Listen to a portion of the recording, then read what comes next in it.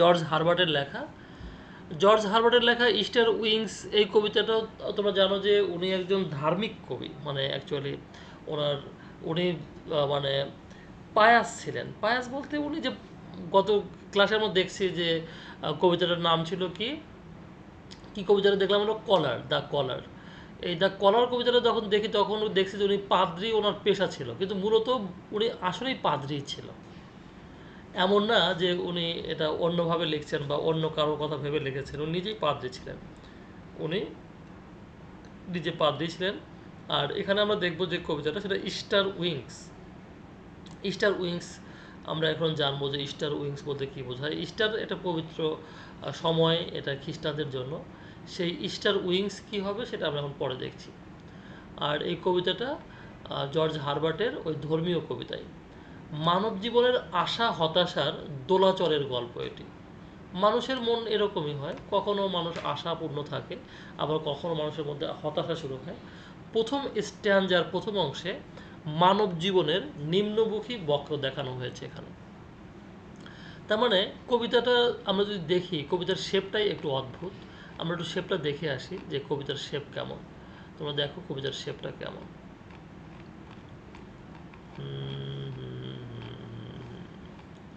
এই দেখো কবিতার শেপটা দেখো। এরকম কবিতা তোমরা হয়তো কখনো দেখো নাই। এই দেখো কবিতা আস্তে আস্তে নিচের দিকে নামছে, ছোট হয়ে গেছে নিচের দিকে, আবার এখান থেকে আস্তে আস্তে বড় হয়ে গেছে, আবার দেখো এখান থেকে এটা ছোট হয়ে গেছে, আবার এখান থেকে এটা বড় হয়ে গেছে। কখনো দেখছো এরকম শেপের কবিতা? কখনো দেখছো? এই তো, তার মানে এইভাবে উনি কবিতাটা লিখছে। এই শেপটার সাথেও তোমার কবিতার থিমের মিল আছে, বিষয়বস্তুর মিল আছে। তো এখানে বলা হচ্ছে যে প্রথমে নিম্নমুখী বক্র দেখানো হয়েছে। নিম্নমুখী বলতে তো বুঝছোই যে মানুষের অবনতিটাকে নিম্নমুখী বলা হচ্ছে। কেমন অবনতি হয়েছে? আমাদের জীবনে অবনতি তো শুরুই করেছে অনেক আগেই, অবনতিটা শুরু হয়েছে। যেমন প্রথম মানুষই নয়, প্রথম লুজারও ছিলেন হযরত আদম আলাইহিস সালাম। এখানে বলা হচ্ছে যে হযরত আদম আলাইহিস সালাম হচ্ছে প্রথম মানুষ, কিন্তু কবি বলতেছেন যে উনি শুধু প্রথম মানুষ না, উনি প্রথম লুজারও ছিলেন। হযরত আদম আলাইহিস সালাম যে সমৃদ্ধ ও সুন্দর জীবন পেল আর তারপর ডুবে গেল দারিদ্র্য আর অসহায়ত্বে। তার মানে সে কি পেয়েছিল? একটি সমৃদ্ধ জীবন পেয়েছিল এবং সে একটি সুখী জীবন পেয়েছিল। আল্লাহ তাকে খুব সুন্দর একটা জায়গা দিয়েছিল, ইডেন গার্ডেন, তার মানে বেহেশতে তাকে জায়গা দিয়েছিল। সেই বেহেশতে থাকা বাদ দিয়ে উনি কি করলেন? উনি পৃথিবীতে নেমে আসলেন, পৃথিবীতে নেমে আসার মতো কাজ করলেন।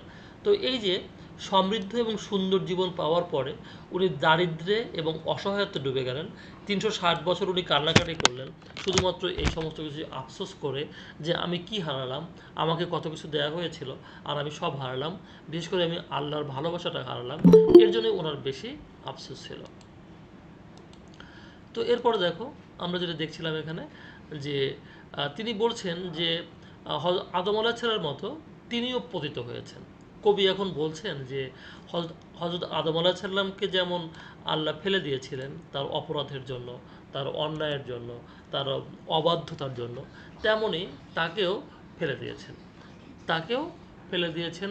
কিন্তু যদি তিনি যীশু খ্রিস্টের সাথে ঊর্ধ্বারোহণ করতে পারেন তাহলে এই পতনের ক্ষতি পুষিয়ে যাবে। তার মানে উনি বলতেছেন যে যদি আমাকে যীশুখ্রিস্ট, আমরা জানি যে হযরত ঈসা আলাইহিস সালাম, আমরা যাকে জানি হযরত ঈসা আলাইহিস সালাম, আর খ্রিস্টানরা তাকে বলে যীশুখ্রিস্ট, এই ব্যক্তি, এই মানুষটি একজন নবী এবং উনি এখন চৌঠা আসমানে অবস্থান করছেন। আমরা জানি যে ওনাকে আল্লাহ চৌঠা আসমানে অবস্থান করাচ্ছেন।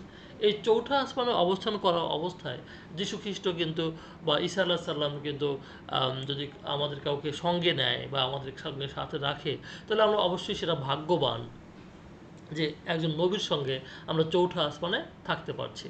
তো কবিও এখানে বলতেছেন যে যদি আমাকে যীশুখ্রিস্ট চৌঠা আসমানে তুলে রাখে, ঊর্ধ্ব আরোহণ করতে পারি তার সাথে, তাহলে এই খতনের এই যে আমাকে ফেলে দিয়েছে, আমি যে পড়েছি, হয়তো আদম আলাইহিস সালাম পড়েছে, আমিও পড়েছি, তাহলে এই ক্ষতিটা পুষিয়ে যাবে। কারণ এই পতন তাকে একটি মহান বিষয় দানের উপলক্ষ হবে। আর যদি সে এই ঈসা আলাহ সাল্লামের সাথে যদি চৌঠা আসমানে উঠতে পারে, তাহলে একটা ঘটনা ঘটবে। সেই ঘটনাটা হচ্ছে এই, যে একটা বড় বিষয় সে জীবনে পাবে। সেটা হচ্ছে ঈসা আলাহ সাল্লামের সঙ্গে সে চৌঠা আসমানে ওঠার মতো সৌভাগ্য অর্জন করবে। আর যদি তাকে এটা না ফেলে দিত পৃথিবীতে, তাহলে এই সুযোগ্যটা সে পেত না। এর জন্য সে বলছে যে এই ফেলে দেওয়ার কারণে আমার এই সুবিধাটা হয়েছে, আমি এটা পেতে পারি। তোমরা কি একটু কথাগুলো বুঝতে পারলা কি বললো? জি স্যার, বুঝতে পারছি। কারো কোনো প্রবলেম আছে? না। দ্বিতীয় স্ট্যান্ডায় বলছে, দ্বিতীয় স্ট্যান্ডা হচ্ছে মানব জীবনের আশা হতাশার দোলাচলার গল্প। তিনি তার জীবনের দুঃখর কথা বলছেন, রোগের কথা বলছেন, অসুস্থতার কথা বলছেন। এগুলোর কারণে হতাশায় ডুবে যাচ্ছেন, যে আমার এই অসুখ, আমার সেই অসুখ, আমার এই রোগ, আমার এই দুঃখ, এই সমস্যা। তারপর তিনি ঈশ্বরকে অনুরোধ করেন যে তিনি যেন তাকে যিশুর ঊর্ধ্ব আরোহণ করে সঙ্গে করেন। তখন থেকে তাকে অনুরোধ করছে যে আমি যদি যিশুর সাথে উপরে উঠতে পারি খুবই ভালো হয়, এর চাইতে মানে আনন্দের আর কিছু হয় না। আমাকে ঊর্ধ্বে আরোহণ করেন, যিশুর সাথে আমাকে সঙ্গে নেন। এটি পেলে তিনি হবেন একজন অতি সৌভাগ্যবান ব্যক্তি। তিনি অতি সৌভাগ্যবান ব্যক্তি হবেন। তো ইস্টার উইংস বিষয়টা এটাই বোঝায় যে ঈসা আলাইহিস সালাম, হযরত ঈসা আলাইহিস সালামকে যখন তুলে নেওয়া হয়, তার আগে উনি জানতে পারছিলেন যে ওনাকে হত্যা করবে। ওনাকে হত্যা করবে হচ্ছে ওনারই খুব কাছের মানুষ। সেই কাছের মানুষ যে হত্যা করবে তাকে, এটা উনি জানতেন। এই জন্য জানার পরেই কিন্তু উনি কী করলেন, উনি লাস্ট সাপার করলেন। তোমরা নামটা শুনছো হয়তো, লাস্ট সাপার। লাস্ট সাপার, শেষ সাপার মানে তো জানো তোমরা, হচ্ছে কি বলে সাপার অর্থ কি? স্বর্গগা বা কষ্টে আক্রান্ত হওয়া। সাপার মানে রাতের খাবার। সাপার মানে হচ্ছে রাতের খাবার। হ্যাঁ। তো এই লাস্ট সাপার মানে হচ্ছে উনি শেষবার যখন রাতের খাবার খায়, তখন উনি ওনার যে শিষ্যরা আছে সেই শিষ্যদেরকে সঙ্গে করে নিয়ে যায়। সাপার খাবার খেয়ে উনি নিয়ে যায় এক পাহাড়ে। সেই পাহাড়ে গিয়ে উনি বলেন যে এটাই আমার শেষ সাপার। আর ওনারা তখন একসঙ্গে ওয়াইন খান। অ্যাকচুয়ালি তখন ঈসা আলাইহিস সালামের সময় ওয়াইন খাওয়াটা ছিল, হালাল ছিল। ওনারা ওয়াইন খান এবং তারা উইশ করেন। সেই বিভিন্ন বিষয়গুলো এখানে লেখা থাকে। আর ওই যে ওই সময়টা যখন চলে যায়, তখন ওই সময়টাকে বলা হয় ইস্টার। উনি যখন চলে যায় ওই সময়টা বা ওই উইকটা, যে উইকটাতে ওনাকে মানে হত্যা করা হয় বা উনি ঊর্ধ্বারোহণ করেন যে উইকটাতে, যে সপ্তাহে, ওই উইকটাকে বলা হয় ইস্টার উইকস, ইস্টার উইক বা ইস্টার টাইম। তো ওই ইস্টার টাইম বলতে বোঝাচ্ছে হলো ওই সময়টা। তাহলে ঈসা আলাইহিস সালামের সাথে যখন উনি পৃথিবী থেকে ঊর্ধ্বে আরোহণ করবেন, মানে আকাশে উঠে যাবেন, ওই সময়টাতে ডানা প্রয়োজন হবে। সেই ডানা দিয়েই তো উনি উঠবেন। সেই ইস্টারের জন্য যে ডানা প্রয়োজন, সেটাকে বলা হচ্ছে ইস্টার উইংস। তোমরা কি ইস্টার উইংস বিষয়টা বুঝতে পারলা? জি স্যার, বুঝতে পারছি। ইস্টার উইংস তো খুব কঠিন সহজ জিনিস বিষয়টা। আমি আবার ইংলিশটা দেখে দিই একটু। ইংলিশটা দেখলে আরও বেশি ওইটাই আবার আবার বলা হবে, তো তখন বিষয়টা ক্লিয়ার হবে। This is the story of the expectation. এটা হচ্ছে এটার গল্প যেখানে আছে হলো প্রত্যাশা and hopelessness of human life. মানব জীবনের প্রত্যাশা এবং আশাহীনতার বিষয় এখানে এসেছে। Part 1 of the first stanza, কবিতার ফার্স্ট স্ট্যান্জার প্রথম অংশে বলছে, শো যে downward curve in human life. মানব জীবনের যে একটা নিচের দিকে বক্র আছে সেটা দেখাইছে। Not only the first man but also the first loser ওয়াজ হযরত আদম আলাইহিস সালাম। তার মানে আদম আলাইহিস সালাম শুধুমাত্র যে একজন ফার্স্ট ম্যান ছিল তাই না, উনি ছিলেন ফার্স্ট লুজার। তার মানে এর আগে কখনো কেউ লুজার ছিল না, হেরে যায় নাই কেউই, উনিই প্রথম হেরে যায়। The one who got a rich and beautiful life, যাকে আল্লাহ দিয়েছিল একটি ধনী এবং সুন্দর জীবন, অ্যান্ড দেন ড্রাউন্ড, এবং যে ডুবে যায়, ড্রাউন মানে ডুবে যাওয়া, ইন পোভার্টি অ্যান্ড হেল্পলেসনেস, দারিদ্র্য এবং অসহায়তার মধ্যে সে ডুবে যায়। But if George Herbert can ascend with Jesus Christ, কিন্তু যদি জর্জ হারবার্ট যীশু খ্রিস্টের সাথে উপরে ঊর্ধ্ব আরোহণ করতে পারে, he will make up for this fall, সে এই পতনের ক্ষতিপূরণটা পুষিয়ে নিতে পারবে। কারণ হচ্ছে যে সে পড়েছে, কিন্তু তারপরও যেহেতু ঈসা আলাহ সাল্লামের সাথে এত বড় একটা মানে গুরুত্বপূর্ণ বিষয়ের সাথে সঙ্গী হতে পারবে, এটা তার ক্ষতিপূরণ হবে। Because this fall will be an occasion to give him a great subject. কারণ এই ফলটা, এই পতনটা তাকে মানে একটা বড় বিষয় দেবে, সাবজেক্ট দেবে, give him a great subject. Fall will be an occasion to give him a great subject. তার মানে সে যে মানে এই পতনটা তখন কি হয়ে যাবে, এই ঊর্ধ্ব আরোহণের একটা উপলক্ষ হয়ে যাবে, সেটা সে বলছে যে এই ফলটাই তখন ঊর্ধ্ব আরোহণের উপলক্ষ হবে, এই জন্য পতনটাই আমি পছন্দ করছি। সেকেন্ড স্ট্যান্ডার্ড কি বলছে? Second standard is the story of the swing of hope and despair. এখানে একবার আশা করছে, একবার হতাশা হচ্ছে। আশা এবং হতাশার সুইং হচ্ছে। সুইং তো জানো, বল সুইং করে, একবার সামনে যায় একবার পিছনে যায়। Of the life of the poet, কবির জীবনে। হি স্যাঙ্ক ইন্টু ডিসপেয়ার, সে হতাশায় ডুবে যায়। Because of the sorrows and illness of his life, তার জীবনের দুঃখ, যন্ত্রণা এবং কষ্টের জন্য। হি দেন আস্ক গড, তারপর তিনি গডকে প্রশ্ন করেন to accompany him to the ascension of Jesus. তাকে বলে যে সে যেন গডকে বলে যে আমি যেন কি বলে যীশু খ্রিস্টের সাথে আমি ঊর্ধ্ব আরোহণ করতে পারি। এই জন্য সে তাকে গডকে রিকোয়েস্ট করে।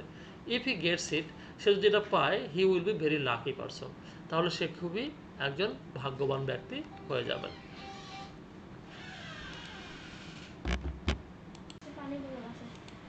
ওকে, তো খেয়াল করো, আমরা কবিতাটা যেখানে তোমার speaker begins by starting that God created human beings to enjoy peace and abundance. তো এখানে প্রত্যেকটা লাইনের মিনিং দেওয়া আছে আস্তে আস্তে করে, এভাবে এভাবে দেওয়া আছে। ঠিক আছে, প্রত্যেকটা লাইনের কি কি মানে সেগুলো দেওয়া আছে। আর তোমাদের তো আমি বললাম হচ্ছে শুধুমাত্র কি পড়লাম বলো তো, সামারিটা করে দিলাম। আর এখানে তোমার প্রত্যেকটা লাইনের মিনিং, এই যে 11-12 লাইনের মিনিংটা কি, 13 নম্বর লাইনের মিনিং কি, 14 নম্বর লাইনের মিনিং কি, এই 15 নম্বর 16, তোমরা এই কাজটা করবা। সেটা হচ্ছে কবিতা ধরে ধরে এই লাইনগুলো ধরে ধরে করবা। এই দেখো প্রথম এক লাইনে কি বলছে, বক্তা এই বলে শুরু করেন যে ঈশ্বর মানুষকে শান্তি ও প্রাচুর্য উপভোগ করার জন্য সৃষ্টি করেছেন। লাইন 1। যাই হোক, মানুষ পাপের কারণে জান্নাত হারিয়ে ফেলে, তাদের অবস্থা আরও খারাপ হতে থাকে। লাইন 2-5। কি বুঝতে পারলা? জি স্যার। এর চেয়ে সহজ কি হয়? না স্যার। এর চেয়ে সহজ আর হয় না। ঈশ্বর যিনি সম্পদের শক্তি দিয়ে মানুষ বানালেন, যদিও সে বোকার মতো সব হারালো। মানুষ বোকার মতো সব হারিয়ে ফেললো। আদম আলাইহিস সালাম বারবার ক্ষয়ে ক্ষয়ে, যতক্ষণ না সে হলো পুরো গরিব, মানে সে আস্তে আস্তে সব কিছুই হারিয়ে ফেললো। এই যে 6-8 লাইন। তারপর বক্তা সরাসরি ঈশ্বরকে সম্বোধন করে বলছেন যে তাকে লার্কের মতো আকাশে তুলতে বলছেন। লার্ক হলো একটা পাখির কথা বলছে। লার্ক হচ্ছে একটা পাখির নাম। ঠিক আছে, লার্ক বলো তো কি বললাম? হ্যাঁ, এই পাখির বাংলায় বলে হচ্ছে ভরত পক্ষী। ভরত পক্ষী। তো এটি একটি ইস্টার কবিতা, যেখানে পাখি এবং ডানা খ্রিস্টের পুনরুত্থানের প্রতীক হিসেবে ব্যবহৃত হয়। তো ইস্টার কবিতা বলতে, ইস্টার সময়টা তোমাদের বুঝালাম যে যখন ঈসা আলাইহিস সালামকে তুলে নেওয়া হয়, ওই সময়টাকে বলা হয় ইস্টার। আর পাখি ব্যবহার করা হয় কেন? কারণ পাখি উঠতে পারে, সেহেতু একজন মানুষ উঠতে হলে তাকে ডানা লাগবে, সেই জন্যই এই পাখিটাকে নিয়ে আসা হয়েছে। বক্তা মানব জাতিকে খ্রিস্টের সাথে যোগ দিতে এবং মৃত্যুর উপর পুনরুত্থানের বিজয় উদযাপন করার আহ্বান জানান। তিনি বলেন, বক্তা বলেছে যে আমি একসময় খ্রিস্টের সাথে যোগ দেব, এবং খ্রিস্ট যখন পুনরুত্থান হবে, আবার তো ঈসা আলাইহিস সালাম ফিরে আসবে এক সময়, যখন উনি ফিরে আসবে, এই ফিরে আসার পরে আমি, যখন উনি ফিরে যাবে আবার, তখন আমি ওনার সাথে যাব,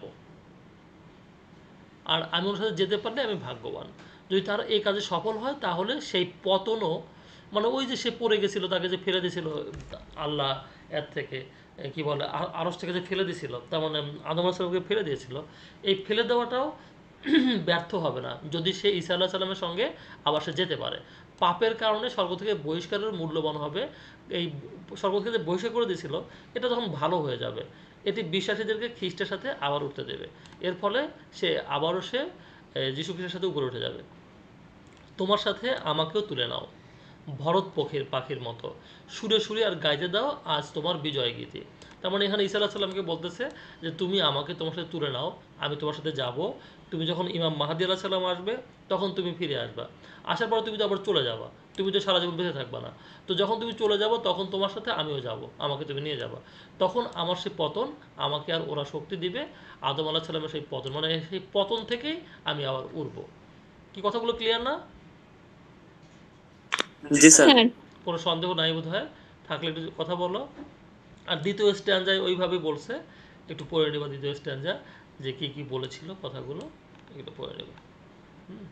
এই একই কথা ঘুরে ফিরে বারবার লিখছি, কারণ তোমাদের এই বেশি 2-3 বার করে পড়লে, এদিক সেদিক দিয়ে পড়লে এই বিষয়টা এমনি ক্লিয়ার হয়ে যাবে, তখন দেখবো যে কোনো প্রশ্ন লিখতে পারবা।